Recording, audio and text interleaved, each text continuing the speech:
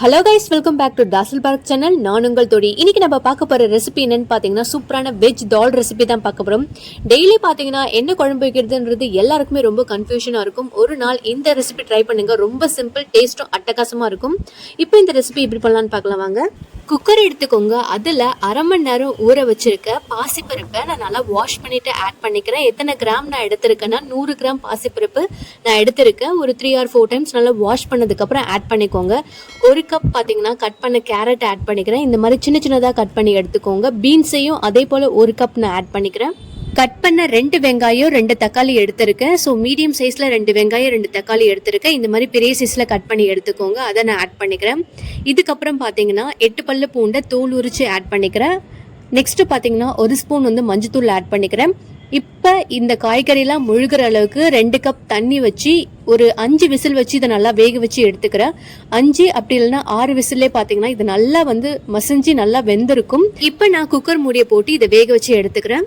அரை மூடி தேங்காய் எடுத்திருக்கேன். 4 பச்சை மிளகாய் எடுத்திருக்கேன். 1 ஸ்பூன் சீரகம், 1 ஸ்பூன் சோம்பு எடுத்திருக்கேன். இதை கொஞ்சமாக தண்ணி ஊற்றி ஒரு திக்கான பேஸ்ட்டாக மிக்சியில் அரைச்சி நீங்கள் எடுத்துக்கோங்க.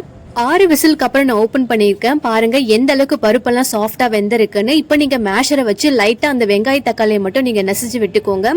ஸோ இப்போவே பார்த்தீங்கன்னா பருப்பு ரொம்ப ரொம்ப சூப்பராக சாஃப்டாக வெந்திருக்கு. இப்போ நெக்ஸ்ட் என்ன பண்ணலான்னு பார்க்கலாம். இப்போ ஒரு கடாயில் கொஞ்சமாக ஆயில் விட்டுக்கோங்க. ஆயில் கொஞ்சம் சூடானதும் 1 ஸ்பூன் கடுகு போட்டு நல்லா பொரிச்சுக்கோங்க. கடுகு நல்லா பொரிஞ்சதுக்கப்புறம் 1 ஸ்பூன் சீரகம் ஆட் பண்ணிக்கோங்க.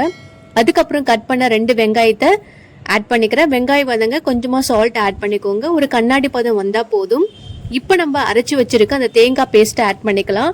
இதில் இருக்கிற பச்சை வாசனை பொருளுக்கு ஒரு 2 நிமிஷம் மீடியம் ஃப்ளேமில் வச்சு இதை நல்லா வதக்கிக்கோங்க. பச்சை மிளகாய் தேங்காயில் இருக்கிற பச்சை வாசனை போகிற அளவுக்கு இதை நல்லா வதக்கி எடுத்துக்கோங்க. இது நல்லா வதங்கினதுக்கு அப்புறம் பார்த்தீங்கன்னா நம்ம மசிச்சு வச்சிருக்க அந்த பருப்பை ஆட் பண்ணிக்கலாம். இந்த தாலில் பார்த்தீங்கன்னா நீங்கள் தண்ணி எதுவும் ஜாஸ்தி விட வேண்டாம். இதை மசிச்சதுக்கு அப்புறம் பார்த்தீங்கன்னா நம்ம வச்சிருக்க அந்த பவுலில் 1 கப் தண்ணி மட்டும் ஊற்றி லைட்டாக மிக்ஸ் பண்ணி அந்த தண்ணியை ஆட் பண்ணிக்கோங்க. எக்ஸ்ட்ரா தண்ணிலாம் தேவையில்லை. இந்த பருப்பு திக்காக இருந்தால் தான் நல்லா இருக்கும் சாப்பிட்றதுக்கு. இப்போ அதில் மட்டும் 1 கிளாஸ் தண்ணி ஊற்றி நான் ஆட் பண்ணிக்கிறேன். நெக்ஸ்ட் பார்த்தீங்கன்னா இதில் தேவையான சால்ட்டு போட்டு நல்லா மிக்ஸ் பண்ணிக்கலாம். மிக்ஸ் பண்ணதுக்கப்புறம் மீடியம் ஃப்ளேமில் வச்சு ஒரு 15 நிமிஷம் நல்லா கொதிக்க விடுங்க. இது நல்லா கொதிச்சு வரட்டும். அப்பப்போ பார்த்தீங்கன்னா ஸ்பூன் வச்சு மிக்ஸ் பண்ணி விடுங்க. இது கொதிச்சதுக்கு அப்புறம் பார்த்தீங்கன்னா ரொம்ப ரொம்ப டேஸ்ட்டாக இருக்கும். கொதிக்கும் போதே அவ்வளோ வாசனையாக இருக்கும்.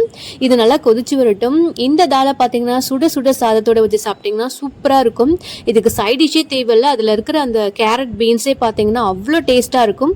இப்போ 15 நிமிஷத்துக்கு அப்புறம் ரெடி ஆயிடுச்சு. இப்போ நான் ஸ்டவ் ஆஃப் பண்ணிட்டு லைட்டாக பார்த்தீங்கன்னா கருவேப்பிலையே இந்த மாதிரி சின்ன சின்னதாக கட் பண்ணி ஆட் பண்ணிக்கிறேன். அவ்வளோதான், சூப்பரான வெஜ் தால் ரெடி ஆயிடுச்சு.